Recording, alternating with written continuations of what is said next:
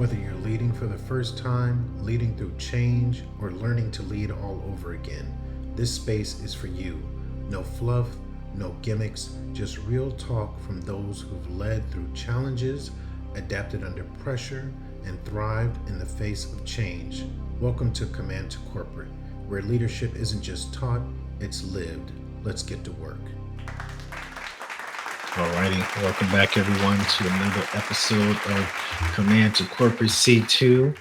I am your Cool. host, one of your hosts, LP. He is T. How are you doing today, T? Great, brother. I'm doing great. I got some sun yesterday, but I'm Alright. looking at the camera. I don't think it shows, but I promise you, I got some sun. So I'm feeling good. Went out for like a long walk yesterday, so I'm happy. How All you right, that's doing? good. I'm good, man. I came back. My daughter graduated from That's right. University of Arizona's Veterinary College of Medicine, so she is now a doctor of veterinary medicine. So Congratulations. it's been a journey. Yeah, thank you. It was definitely a dream of hers come true. So Yeah, got a little bit of sun and heat out there in Arizona, and I can tell you it is freaking hot. But yeah, so that part's over, and she's on her way now as a graduation gift to South Korea. So that's she awesome, should man. That's a enjoy. nice gift. Yeah, yeah. I mean, and it's from her being young. Um, Somehow getting into the Korean dramas that are on Mm, TV, and hmm. just K-pop at one point, and just all True. things, or even start to learn the language a little bit and Hmm. recognize lettering, and you know early on said, oh, I'd love to be able to go there and eat noodles and watch anime. And so now she'll be able to eat even better food, and see a whole lots of sights. So yeah. That's awesome. Well, that's very kind, not very nice of you. That's a very good gift, but it sounds like she really deserved it. So congratulations. Yeah, thank you. And I got to give Yeah. credit to my wife because she's the one that came up with the great idea. I have to give her the credit. I was a designer and helped identify places to go and design the itinerary, but she was like, hey, we should do this. And I'm like, so the credit goes to her. Wow, that's nice. Yeah, I got a doctor in the house. That's nice. Yeah, yeah, very nice. Yeah. So, and then our little dog, she's like, well, now I get to take care of her myself. I said, there you go. There you go. Yeah. That's awesome, So, man. yeah, Good. man. I mean, yeah, it's a definitely a huge accomplishment. That's awesome. Very All happy right. for you. Yeah, man. Thank you. So today's episode, we'll jump into it, is giving guidance versus artistic freedom. And we Oh, will, yeah. all right. What did you say? Oh, I was reading the what do you do when you first get to a new role? oh. So which we should do? Which one should we do? Well, I'm ready for it. I don't know why I saw that as yeah. No, I'm ready for the one for the new leadership role. The new leadership role? Let me see. Let me get to that. I don't know why. Like I thought that was the next one Let me get there. because the one before it I saw was labeled 818 or something like that. Did I mess up? Ah, okay. We can roll with that. Leadership impact in a new role. So we're gonna flip it today, people. I had Yeah. one, he had one. We're gonna roll with T. So leadership impact in a new role, immediate change, or observe first. So I'll start kick it off then. When stepping into a new leadership role, what's your initial approach? Make change fast or observe first, and why? Nah. So I think this is very near dear to our hearts, I think, as military people, just because we change roles every 2 to 3 years and we have a new job, not only a new job, but new people to do it in. So I'm very much about taking it slow and truly trying to understand what I'm getting myself into as far as like what's the new job. Even if you've done the job before, it's under a new team, a new area, new rules, new norms, new culture. So it's always trying to understand what's my role, what my specific job is. and then really try to get the culture, the pulse of the culture of that unit or whatever that team.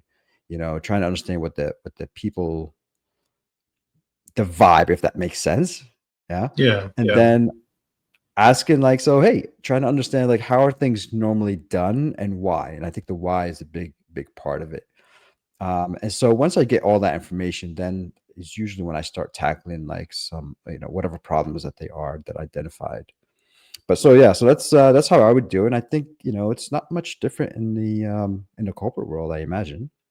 I mean, what do you No, think? no, I don't think so. And I mean, I take the same. In the military, I've taken the same Hmm. approach. I've gone to those people reporting to me and have said, tell me about what you like about working here or up to this point, Ah, and what do you not like? And go around and ask everyone that if you could change something, what would you change? And just making notes of all of these things to yeah. see how, as a new leader, I can make an impact in areas that may be areas of potential improvement or not. But at least I get that, initial sense, kind of like you, the culture, the vibe, hearing from the people and seeing, what's what. Mm. Do you start with specific people or any No, preference, just just anybody? no, just start making my way around everyone that's in that department that I am now taking over. What if that department, say, is, I don't know, 50 people, 100 people, or like if you're Never a been team? I've never been in a situation like that. Yeah. I think I would start with direct reports, and Mm, if it's going to be that big, I could see maybe holding like just like a group session and maybe mm. saying, "Hey, I'm new here." Maybe you do it if you have across multiple shifts. Show up on each shift, talk to people. How's it Cool. going? I'm new. I want to hear open and honest feedback. You don't know me. I don't know you. No holds barred. Just let me know and just Nice. make. So it's kind of like a town hall approach. Yeah, Just kind if of it's have that a big, discussion. Yeah. yeah, and That's let pretty people cool. throw Okay. out things and say, thanks. I'll see what I can do. I'm not guaranteeing anything, but I definitely want to have Mm. your feedback, and I think that goes a long way to at least listening and hear Yeah. what they have No, to say. for sure. Yeah, I Yeah, think that's a lot of maybe where sometimes leaders fail is just they don't listen necessarily, or they don't include the team in decisions or maybe moving forward, as best as they can. It doesn't mean that they have to do it all the time, but yeah, that's cool. Okay, I like the town hall and, approach. and even in the corporate environment, I wouldn't think it'd be any different. That you are hired into a leadership role. You have Hmm. people and taking that time to, after you give that background on you, I'll be booking time with each of you to spend some time, get to know, and take that same approach. Ask questions. What do you like here? What do you not like here? What are things that frustrate you? How can I help you better? Mm, And just making note. And then that's not yeah. to say that I can do everything, but I'd like to hear from you. And doing it early on, I think, goes a long way. I have seen though where, and when you say, when I think you just said like town hall approach or like who do you talk to, who do you get in the feedback from? I've seen it where doing like an interview process, people may raise challenges, and this is what we like to work on. And so, week one, you may come in there, you're hired in, and you're just presenting changes off the bat. Oh yeah. And it's like, whoa, whoa, whoa, whoa, slow it, slow it. Like it's just straight to the leader, whoever you report to. Here's what I'm going to do to change and make this place better. Not knowing that, are those even true gaps? What will it take you to initiate those things? But it's like, here's my roadmap for the next whatever. Before you even talk to the people, even get a pulse on what's going on, jump Hmm. straight in. Now, it could work.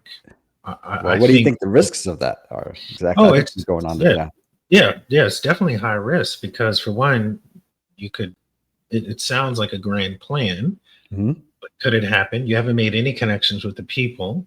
So then you're just going to come out with, here's what's going to change off the bat. And it's like, wow, you haven't even talked to me. You don't know the people, don't know anything. You're just like, here's what we're going to do. And I hope that you'll be around in the next 3 to 5 years as we change all of this stuff. And it's like, wow, I didn't even know all of this was a problem. That's interesting. So yeah, I think the risk of it, if you come in and just try to make a lot of changes right off the bat, um, you lose a little bit of credibility because it's kind of like one of those deals. Like people look at you as like, you're here all of 5 minutes in this new role, and you're making changes without even really asking anyone what the real problem is and what the issue is. And I think, in my experience, people like that maybe start off at the wrong foot and you get labeled as a know-it-all, and then True. nobody wants to see a know-it-all succeed for some reason, Yeah, that's so I true. Yeah. think people just start like gunning against you, like, oh well, he knows it all, so we're just going to let it go. And so people will stop advising you. People will stop giving you like reasons why we shouldn't do it this way, or hey, maybe we've done it this way in the past and this is what we've learned. So yeah, I think you're taking a big risk if you do it that way. Um, is there a situation maybe where you have to come in and do it? I mean, I'm not sure. I mean, I guess, See, that's what I would yeah. say. Like, I'm not sure that there's any situation where you would have to come in that quick without at least just getting your foothold on what's going on, Mm, because that's managing expectations. So if a leader, if you're getting hired in, is like, look, we need you to make change, managing the expectations, say, hey, I know what you're hiring me for, but I need time to get to understand, like you said, the culture, the team dynamics, who the players are, who the cross collaboration, all of that stuff before I can say, here's where I'm gonna just here are my changes. Now you could, that doesn't mean that you don't have a game plan in your hip pocket based on the initial conversations, but to roll it mm, out, say hot and heavy, we're going in the offensive off the bat. And it's like, wait a minute, let's take some time to really go back to the war room, and strategize, and really yeah. get all the details first, Hmm. because you just don't know. And I think to your point, people, when you come in hot and heavy, we need to change this. This is a problem, and you're coming in so aggressive. Then when you have to work with someone, the resistance is up. Yeah. They're off the bat like, hold on, or no, and they're going to push you back, put you in your place, and then you could see that game plan start to fall apart. But now, is it because people aren't working with you, or is it Hmm. that you didn't take the time to truly understand the different dynamics within the team, within your team, within other teams that you work with, all of this stuff before you just like, no, do it my way. I know what's best. This will fix everything. And they're like, Yeah. no. Yeah. So I think for every offense, there's a defense. And that's the way I kind of have to always remind myself. So, like, if you come in hot and heavy, you're coming in on a really offensive, you know? And I think people naturally just get on the defensive all of a sudden because it's like, oh, you're saying I'm doing something wrong. So I get defensive. I'm protecting everything that I've said and done in the past and why I'm doing it. Yep. Mm-hmm. And so I think that goes back to just, maybe sitting back, observing and getting people on on the same thought and decision on the way to move forward. Yeah, true. Have you ever been in a situation where like you took on a new leadership role, and you maybe moved too fast or too slow, and how, what Yeah. did you learn from that experience, if you had any? So I'm sure I've messed this up a million times, I promise you. But the latest one that I understand, that I remember is so Army Human Resources Command, right? So this is the enterprise level HR for Army. Hmm.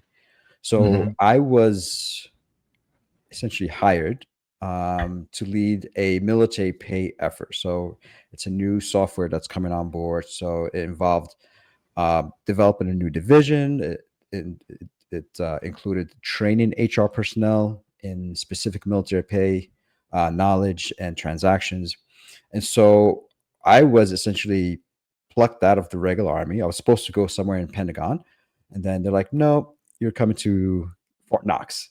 And I was Oh, so first of all, I was pissed because this was on the Fort like Knox. 9 days Not to say before. anything against Fort Knox, but when you hear from Pentagon to Fort Knox, you're like, what did I do wrong? Exactly. Yeah, so especially like 9 days before I was supposed to get on the road, Oh, head that dang. way. So Wow. I was a little irritated a little bit. But I get to Fort Knox and they tell me, hey, you're leading this new effort, this new team. And more or less, they told me you are the subject matter expert. So it is true. Technically, I was the most knowledgeable military pay officer in the entire building, HRC. I had the most tactical time. I've led in combat as far as operations, and I've led also here at Fort Hood. And so I had really a lot of knowledge. And Mm, all I heard was Fort Knox is super slow. Everything takes forever, and it just sometimes things just don't happen. So I saw that as a challenge. And I was mm. like, you know what? I'm gonna get there. I was, reflecting back, I was cocky. And so I mean, I'm gonna change this. I'm gonna Mm, make sure my project is executed as quickly as possible. I don't know what everybody else is doing, but I'm gonna take care of my project and I'm gonna make sure it gets done. And yeah. so I come in and right off the bat, start planning with the team. I was like, okay, what do we need to get done? All right. How do we need to, who do we need to talk to? And then I personally started like going into departments saying, hey, I need to get this done. Let's work together. So I thought I was moving pretty quick. I was doing great things. Mm, And next thing I know, I did not like understand the culture. I did not understand the structure. I did not understand the how things are done. And mm, so, because I wasn't necessarily going to the department heads, I was just going to other people within the department. And so I was bypassing the department heads, and that was not good because every time oh, I thought I was getting something done with another person within the department, I would take one step forward and two steps back because the department head would come in and was like, "What are you doing? What are you doing in my department? What are you doing talking to my team? You have to go through me first." And so all those things are legit. There's nothing wrong with that. I mm, mean, I get it, but I didn't understand how things were done. mm. All I knew is that things were slow, and I was going to go in there and change that. And so, yeah, I did a lot of planning and a lot of pushing up front, but honestly, it got me nowhere. Like it was a lot of Wow. wasted time Mm, that maybe I could have invested in understanding first of the culture and why things take such a long time. mhm.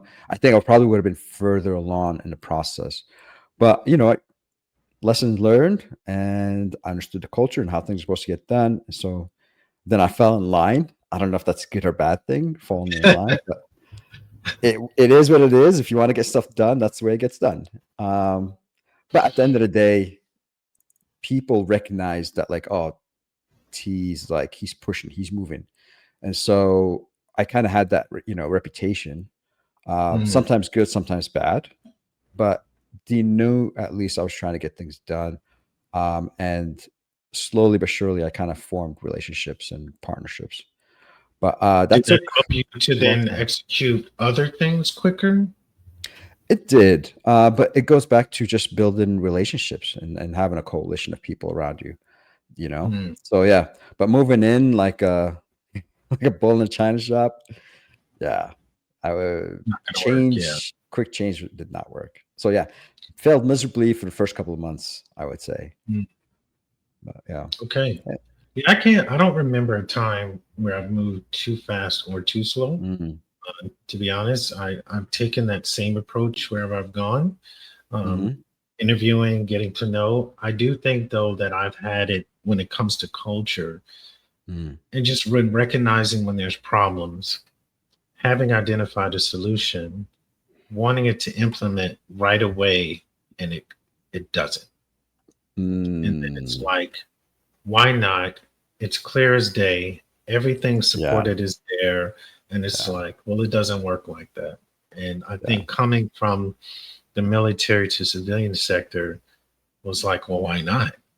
Like, there it is. Let's fix it and move on. And it's like, no, no, it's going to take some time. We got to go through this and that. And it's like, why? Like, this is the problem. Let's fix it and move on. And it's like, no, yeah, no, things don't work like that. It doesn't move that fast. And it's like, Okay. And so I got from that aspect getting knocked back down quite a bit. And Yeah, then it it's just leads to frustrating. your own, yes, it does. It leads to your own frustration. And that's where I had to start to just basically let go Mm. and just say, okay, if this is the way it works, or you want, whatever, slow down, okay, fine. Because all it is heartache for me, but no one else. Or you start to, or you start to build those kind of negative relationships where people don't want to work with, Oh, that's true. Yeah, because I've you're definitely pushing formed that. and you won't let go of it. And Yeah, so then you're like, yeah. my gosh, oh, you again? And it's like, so then it's Yes, like, you got to do damage control, yes. rebuild relationships, try to get some wins. And then, so that could take, and I look at it like when you have good credit, everything is fine. When you have bad credit, it takes so long to build it back up. And Yeah, that's what you don't want to have, people, is bad credit in the work environment. You want to maintain bad good credit at all social credit. times. Yeah. No, you're right. I that same exact problem I had after that job. Yeah, I was the bad guy for a little while. So yeah.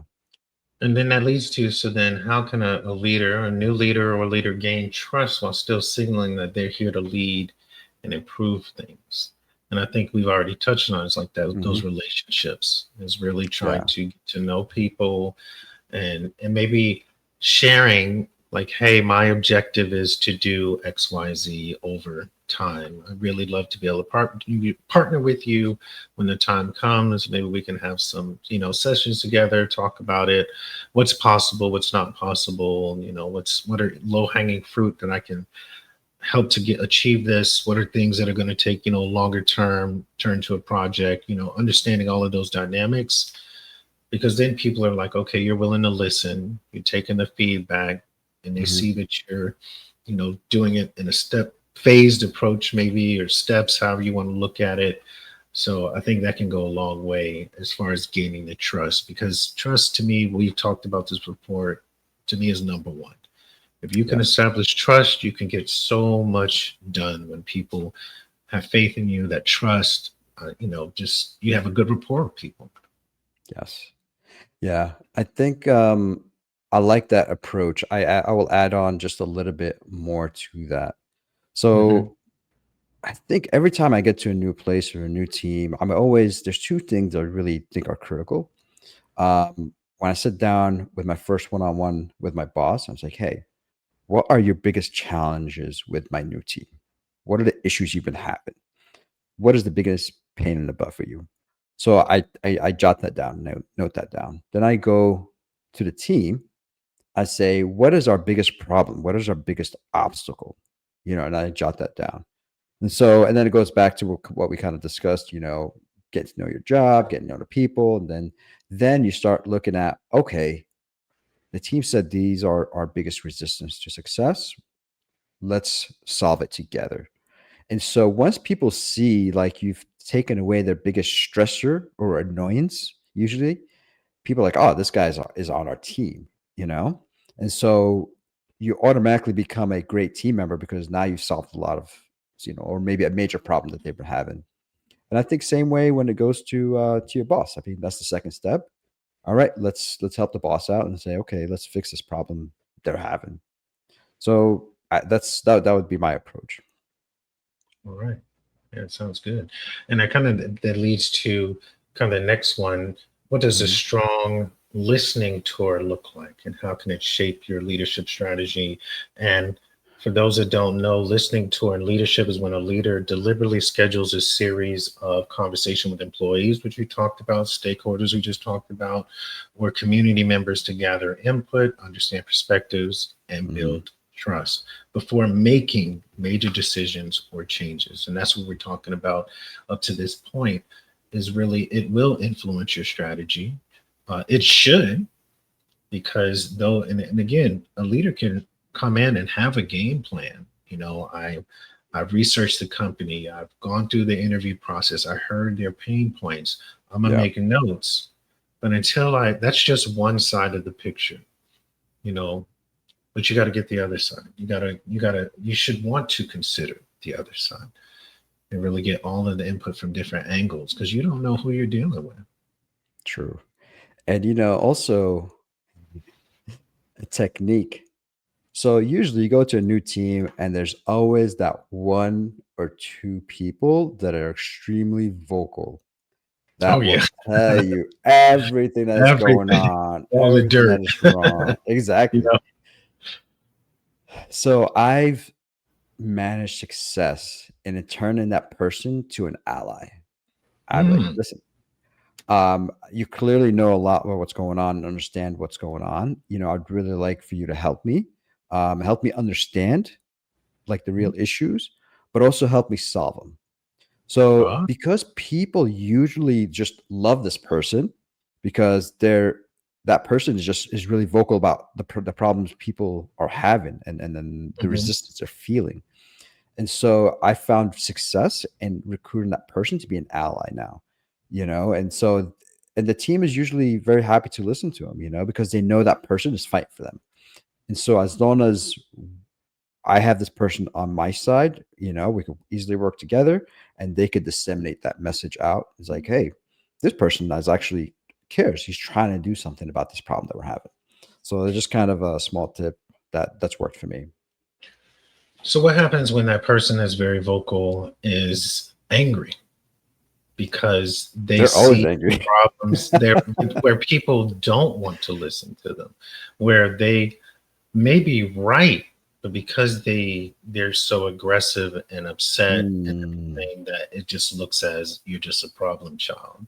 And I remember being in a previous life where mm, there was someone like that. Very vocal, very like just seemed agitated, upset all the time, but that's true. very knowledgeable. And I was bought into what they were saying, where I said, you know what? I think I could benefit from promoting you. Hmm, And when I hit them with that, they were like, really? You would? I'm like, you know everything. Why not? hmm. So I was bought in. I was ready to put all my cards on black or whatever it might be, all my chips on black. But the leaders above me, because he had built a reputation, they were Yeah. just like, absolutely not. And I'm Yeah. like, we would really get a win if we do. Yeah. They were like, absolutely not. And then it just led to a whole fallout. Guy probably, I think, ended up quitting slash being fired simultaneously. But it's like, had I been able to take the gamble, I think it would have paid off. I think it would Mm, have sent a strong message, not to him, but to the rest of the population like, hey, he's willing to take a risk. He's willing to gamble, you know, right. because it's nothing that said that guy wasn't could have been effective. Like, and you just saw that when I mentioned the possibility of promotion, it was just like switch, like True. almost like really. Well, I'm ready to step up. If you're ready to give it to me, I'm ready to step up. And I That's just awesome. saw this whole change Yeah. just quickly. Like, I'm not going to be that person. I'm going to sit here and help drive change. That's awesome. But you got to have that buy in. That's true. Yeah, so I've experienced somebody a few years ago that is like that. He's very vocal and people don't like him because he's too harsh, too aggressive, but he's really a very knowledgeable person, knows, he knew his job very well. It's just he's just aggressive somehow, and just rub people the wrong way. Like I couldn't really promote him, kind of the same reason what you're saying. But Mhm. I really started looking out for him in the sense that like maybe we could find some other job we could channel your energy into. And Mm, because yeah, I definitely saw he's in a dead end. He really was. He just yeah. doesn't know it, you know? And so I try to encourage him and then just kind of look out for him, honestly. That's all I could do. And ensure success maybe in another position. Mm. Yeah, it's sad. It's really it's annoying, but It is, I mean, because at the end of the day, I think leaders, if you recognize things, you definitely want to make a difference. So it mhm, can be discouraging when you can't, but understanding there's a culture, there's processes, there's ways of doing things that unfortunately you have to follow. And Yeah. coming into a new place, that is part of learning and understanding. Because Yes. I've come into new roles where an outgoing leader may say, give me the lowdown and say, well, this person's a problem and this person and this, and, give me all the details. And to me, it's like, okay, thanks, but goodbye. Yeah. Because to me, these people have an opportunity to start fresh. Mm. I'm not you. I have a different approach. So Hmm. I'm gonna give everyone the benefit of doubt, and hopefully, where there might have been a problem you had previously, I won't. I can bring out something more out of that person. They Yep. have an opportunity to turn a new leaf, whatever the case, whatever the saying is, and so everyone now has an opportunity to do that. Now, if you don't want to, and you want to keep going down the same path, but I'm at least give you that opportunity. True. Oh, So, what would be the difference? And I think we've kind of covered this, but the difference between making changes to assert authority versus making changes to add value. yeah. My job at HRC, I think it was definitely more of a ego and authority flex. 'Cause I'm like, oh, I'm the most knowledgeable person in this building about this stuff, you know? So yeah, that was ego. Um, so yeah, I don't know. I didn't really have too much authority other than like knowledge and expertise authority, I guess. But ego got in the way. So I'm sorry. What was the question? I'm still stuck. I'm reliving that moment, man. I'm like, it's such a horrible experience. I was like, And I how think did I the mess this up? difference between making changes to a certain authority Oh, yeah. versus making changes that add value. And I think maybe even when we say authority, it could be some people just based on their role. Like I Mm. got hired in, I am the VP. Don't you know who I was hired in this role? Don't you know who I am? I am now the whatever your title is, your high Yeah. title of this, Yeah. this, and this. I need this changed now, sooner than later. You're the one Yeah. to get it done. So what's the plan? Yeah. And I've seen people in that situation where the plan is nothing. The answer is no. It's like, okay, Mm. you know what? I'm going to travel to your location and I'm going to talk to you face to face. And I guarantee I'm going to win you over. I'm going to win you over. And you show up and they're like, yeah, that's a hard no. Go ahead and pack it up and go back to where you came from. it's like, man, this is where, and it's not to say that, let's say, for the sake of anything like that, maybe the leader, that new person, what you want to change will add value, but Mm. it's your approach that is Mhm. killing the value. Yeah. Yeah. Where your approach is like, I don't care what the value is, it's no, or you just get all True. resistance. They don't see the value. When your attitude and everything Hmm. comes into play, it could look good, but all they hear is your mouth running, and they're just like, no. True. All they hear you saying is me, me, me. That's, I mean, that I'm thinking back about it. Like, yeah, so if somebody comes in, it's like, we're gonna do this, we're gonna do that, and all I hear you saying is like, you want to do this for, because you want it. You're not really delivering the message of like, hey, this is we need to do this because it creates value in this way. This would be beneficial to you or your team. So yeah, so that's true. So when you come in with a certain your position or whatever, people resist it because they don't see the value in that. It's like, well, I'm going to help you. People are inclined to help themselves first. And so if you say, you come in and you say, hey, this is going to create value and benefit you, then I think I'm more prone to support your effort as opposed to, oh, you want me to do this so you could get a good pat on the back? No. So yeah, assertiveness doesn't work for sure. Okay. And then next one, which it says, how does the size, health, or culture of the organization influence your approach? And I think in smaller places, you could find that you have, depending on what you want to change, it could be Mm, easier versus something that's massive, or you're, spread across not only states but uh, countries, yeah. or now you have maybe a parent company, Hmm. and things have to go through them, and that can be a process in itself, all of these Sure. dynamics. So I think before anybody can even come in and say it, like, how easy is it to get this stuff done?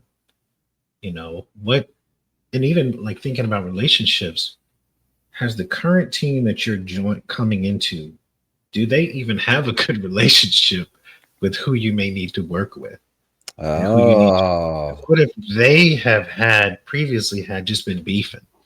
yeah. "Oh, will help me," and it's just back and forth pointing fingers, and you come in, automatic. They're like, Yeah. "Oh, you've Yeah. joined. You've been drafted by, team Yeah. we don't like."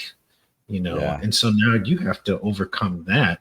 So That's not true. only do you have to build a relationship for yourself, you have to build a relationship for your team to the other team. Yes. Oh my God, you're so right. Yeah. You become tainted automatically. Yeah, yeah. It's like, they just assume you drank the Kool-Aid as soon as you got there. Yeah. I mean, why not? It makes sense. Oh, so you work for this guy, for this VP, so you must be the same. Oh yeah. That makes sense. Yeah, I get Yeah, that. they So hired you, you automatically. must be just like them, and it's Yeah. like, oh well, wait a minute, wait a minute. I'm trying to Yeah. can we just talk? And and that's where those, having coffee and let's go to lunch, and and if it has been, I would say, where it's been resistant, then it's say, okay, well, help me to what could I do? Mm, Put it back on them. What could I do? Well, here's what our objective has been. Apparently we haven't been able, but what could we do? Like from your yeah. perspective, what could, and maybe give them the chance to offer up a solution. And if it's something that it's like, okay, I will push my team to implement that.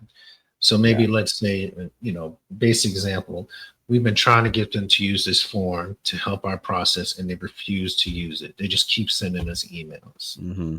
Okay, so where should, once we fill out the form, what should happen with the form? Oh, you should upload it here. If y'all would just do that, we've been trying to get the team. Okay, okay, let me go ahead and do that. Then.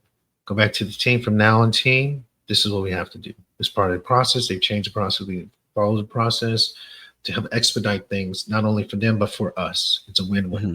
if we do this. Now they see you've implemented. Okay, I just got a win. Yeah. So now it's Yeah. like, okay, all right, now they see, okay, you're not the same. You helped drive some kind of minor change. Okay, Yeah. great. So now you can try to start to build onto that Yes. win. Yeah. You got to differentiate yourself from the leadership that you're under, or maybe the group that you're in. Yeah. So it's not the same old, willing to listen. Okay. Yeah. Yeah, I like it. yeah. And then, we talked about differences, but are there differences in between how this plays out in the military um, world versus corporate world? And I, I would not say so much. Maybe as far as coming in and assessing the environment first, I think that's applicable on both sides, and it should be done on both sides. Mm. Uh, how things play out, though, it could be the same. Like some things might be able to happen quickly. Some people maybe not. I don't know. What do you think? You think there is a big difference between the two? So I think, it's you have to be mindful what the boss wants too. Like, I've True. learned this slightly the hard way in a job interview of all things, you know? Hmm. So during a job interview, he's like, okay, if I hire you, what would you do first? And so I'm like, I think I would come in and try to like observe how things are going, just to understand what's going on, understand the job. Same things that I've just really mentioned. And I don't, long story short, after some discussions, like he was looking for quicker changes. He wanted somebody to come in and make change happen, execute, pretty quickly. And hearing me say that I like to come in and just observe and understand before I kind of make changes, I think was totally the wrong thing to say at that time. Wow. Um, yeah. So I've learned the hard way, because, especially because of my example. And so, like, Mhm. I used to be um, an admissions officer at West Point, and to really fully understand the job, it takes an entire year, an entire cycle, Wow. Yeah, because like you learn the basics, Oh, it's like true, true. I see how that would be. Yeah, yeah. right. But so the application, the Mm, recruiting, the events, like it just takes you going through the process. It's one thing yes. to somebody tells you what the process is, and then to actually go through it to really understand and comprehend and retain it. And Mm. so I think that was a bad example. So in his mind, it's like, what do you mean? It could take a year to make changes? No way. So Oh, but I could see that one. Even using that example, that would be tough because if you yeah, went through and observed the whole cycle, that's a year. Then yeah, you say, okay, we want to implement these changes based on that. Then you yeah, implement the changes, but you got to wait a whole another year to see how that worked out. that's true. Then you got to implement, okay, we need to, I mean, it could be years before you finally get this thing fine tuned. Yeah, that's tough. Yeah, so it goes back to what your boss expects of you. If you're hired to come in and make changes, man, you better do all those steps of understanding, talking, and building a coalition pretty quickly. Then you Yeah, can't I do it mean, at a that's a slower good pace. point. Yeah, that's a good point. Managing their expectations, and also I think understanding what's realistic too. Because let's say there's going back to a challenging person to work with, Mm, maybe an underperformer, but for whatever reason, they're still there. But now someone new has to come in. They have to now assess all of that stuff themselves. So they have to see them work, mhm, and set some targets and, whatever the case may performance reviews and go through all this stuff and provide coaching and all these things. And do you have all the tools you need? Is there any kind of additional learning you need? Okay, now we're going to start documenting, but then documenting giving time. So it's 30 days, it's 60 days, maybe it's on a PIP, or it could be just so egregious, it's like, we just terminate, but it's still mhm, going to be some sort of process for mhm, that new leader. And maybe the new leader may come in and say, I'm gonna see if I can turn this person around. So it's mhm. still giving them that opportunity or the time to do that. So it, it I guess it depends on the expectations of the leader, because they don't want to put unrealistic expectations on a new hire to say, I want this done in 30 days. It's like, well, that's I mean, and then now off the bat, you're hired in, you don't want to be like, well, it can't be done. Yeah, But I think giving them some kind of report out saying, hey, week one, week two, here's what I found out. But to be honest with you, here's what I think. I've consulted with this, maybe it's some people in HR and whatever the case may be, to see how best to manage this situation to minimize risk and fallout. So, so and maybe here's that leader could have that kind of where people don't want to work with them. So now you're like, it's a whole ah dynamic that you're having to work with. Like you're an arrogant, prick, for lack of better words. And now it's like, I want this done. And it's like, whoa, whoa, whoa. true. So something, what you're saying really made me think of a situation. What if you are a consultant in a big consultant firm, right? Imagine Hmm. that. Now Yeah. you get hired and they say, "Hey, we expect change in 30 days or whatever." Like Mm. that is a situation where you have to come in and make impact almost immediately because you just don't have time. What do you do then? I guess you'd have to just really start building coalition or just say, hey, you either, do what I ask or, you're just going to keep paying, one of these big consulting firms, $1 million a month or a week, whatever it is. I mean, yeah, because I could see, I mean, jumping in to something like that, late nights for sure, early Mhm. mornings, late nights, reviewing processes and looking for opportunities. And but even with that, reviewing processes means you have to then consult with people and get True. them in a room and saying, well, Yeah. why do we do this? And help me through this, and pulling those people together. So to me, in that Mm. situation, hopefully the leaders above have communicated a message where this person is coming in, you need to make time. Now, if they Ah, do that for you and tear yeah. down those roadblocks and say, whatever you got going on, this is priority. Mm. But then that's That's where it's like you interesting. need that, where you're not pulling and begging and, you know, Yeah. in pieces of information. You more like can you support me in getting this done? So maybe even that's a challenge back to the leaders saying, okay, I hear what you're saying. Can you help? Or and if sometimes they say, will you let me know if you need anything? Okay, well, Mm. that's what I do need. I need you to ensure that these participants will attend. That way I can get all the information as quick as possible to make the changes you want in the time frame you want. That's a good point. I think there's a small learning nugget in there. So, like, if you're on a team, so if you're managing a sub team and you want change to happen quickly, so yeah, I guess you would have to encourage people. Same thing. So, Yeah. hey, you tell a team like, hey, T's coming on board. He's going to be a new team leader. I need you to really support him and ensure that we make these changes as quickly as possible. So maybe that's the learning nugget out of it. It's just like even as a leader, you're gonna have to maybe go down a couple of levels and ensure success and help that new leader in. So it's not all on the new leader's shoulders to come in and just make change and stuff happens. Um, so as that new person's supervisor, you have to also kind of empower him by going down to those individuals and say, hey, help them out. Okay. And as you say that, taking it a step further, maybe that leader might schedule time on their calendar. So Mm, when they show up, it's like, hey, you're going to be meeting people, whatever you got scheduled, but I've pre-scheduled some key things that you need to be on with some people with the intent of understanding what they do. So I've already preemptively booked an hour to review this process, an hour to so they can go over this with you, an hour. And mm, you've already booked it because the calendar is going to be empty for a new hire. yeah. So Yeah. you've already blocked it and already knocked that down. So that way the people are already committed to it. Yeah. And And now you it's know just where it's coming taking, from. yeah, you know where it's coming from. So you're going to be committed. So now all Hmm. T has to do is come in there with your notepad, however you gather notes, frame it. Hey, walk me through it. And now you're like asking questions. How long? Okay, thanks.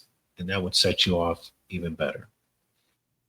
I like that. I've learned something today. I appreciate it. I have Okay. too. I just came up. I was just Yeah. freestyling, you know. I like that approach. Yeah. I mean, let's pre-schedule some meetings already. Yeah. Yeah, and I'm sure that there's leaders out there that do have done that, Oh, I'm sure. Yeah. have done that. But when it comes to taking it not just to get to know people, but Hmm. with the intent of someone coming out of that meeting with some ideas to, whether it's to drive some sort of improvement. If Hmm. it's that much of a time crunch, I need change. I'm bringing you in. We got 3 months, and I need Hmm. you to help. Then as the leader above that person, how do you Hmm. ensure that they will be successful? Yeah. That is a way to say, hey, I'm setting this meeting with the intent of you reviewing from point A to Z your process, or you map the process, you show Yeah. your documents, you get and at the end of it you send it to the person so that they have it, they can process it, especially if it's something that's that critical. Mm. I like it. Who I'll else put that in likes my it? toolkit. Leave some, yeah. I know I need to do that myself. If I'm put in that situation, I'm like, I need to Yeah. think about how can I set my new leader up for success, Yeah. That's a responsibility. where You're right. where it's not so much on them to figure it all out, but I am going Mm. to help bridge that by with the people at least I know. And even they may Hmm. have plenty of direct reports and peers that can Hmm. also do that. And you'll meet time with them, but I think it would go a step further if that leader took the time to think about how can I ensure they're successful? Who do they need to talk to? What are those key points of interaction that they should have, that they will have? That's true. I mean, if I was just an individual contributor on a team and my boss's boss comes down, like, hey, I need you to really help out T or whatever, Larry, then I'm like, oh, shoot, my boss's boss is telling me to do this. So, yeah, so I'm going to give it a little bit more extra attention and really try to, do a good job. So I think that's why it's important. Okay. Yeah. All right. And That's, so then we're coming to the end, but we'll ask this question: what advice would you give a first time leader stepping into a challenging or underperforming team? Uh, I think that's right. It is tough. And Uh, I'd say, like, have you ever come into where there's been a challenging or underperforming team? I don't know you that know, I've ever come into an underperforming team. There might be team members that I've gotten feedback on, but I can't say that I've come into an underperforming team. I think, like when you said that, like first thing came to mind is like first aid, when you take first aid, lessons, but, you know, check for breathing, stop the bleeding. What's that saying go? How's it go? You triage the situation, I guess is, Yeah, is my yeah. point. You triage and you try to kind of stop the bleeding. That's the first thing. Mhm, It's getting worse every day. That's something happening. It's getting worse. So how can we at least prevent it from getting worse? Status quo. We don't need to get worse. So I think that's probably the first thing I would try to do. Is there something that we could delay? Um, is there something that we could push off buying or whatever it is if we're losing money? You know, stop, stop the bleeding. Get us mhm. to a good level, although maybe delayed status, but at least let's take some time and figure out what's going on. But the first thing you do is like, you really have to stop the dangerous situation or stop it from getting worse as much as possible. Whether it's like safety, you know, there's some sort of safety situation. You're like, all right, this is clearly a dangerous situation. You guys and gals don't see it. Let's stop doing this action. Or from now on, we won't do these specific tasks because they're too dangerous, or something to that effect. I imagine. And then you go back to step one from the beginning of our discussion, you know, talk to people, understand the problem, get the people on board to solve the problem, and kind of move forward. But yeah, I think you triage and stop the bleeding at first and just kind of now root cause analysis and then move forward. I'm Yeah. guessing. I mean, that's maybe what my approach would be. Yeah, I think you're right on. I think that coupled with just understanding the people, what's been going on. Is it a culture thing? Is it a leadership problem that they previously had that led to them being Mm, underperforming and or having frustrations? What are yeah. they? And through those one-to-one interviews, you can probably figure out what it True. is, because even Mm, just talking and listening and saying, "Hey, I'm here to help," yeah. could get people to initially get a little bit of spike in momentum and morale, and a little bit boost to get them to, okay, let me give this guy a shot, this lady a shot, and see how things will work out as you then triage and figure out what the problem, like everything you said. Hmm. That's a hard question. It is. And maybe for our listeners, have you had a, a time where you stepped into, and it may not be a first time leader, it could have been at any point in your career where you've taken over a challenging or underperforming and truly underperforming team. How did you deal with it? Without naming names, companies, all that stuff, but how did you deal with it? And how quickly were you able to turn things around? Were you even able to turn things around? Be good to know. Yeah. So we'll I can see use if all the we get help I some can get. comments. Yeah, we Yeah. can use all Okay. right. Well, I think that's our time for today. We appreciate everyone for tuning in, and we'll catch you next time. Thanks, T. Awesome. Thanks, Larry. Appreciate it.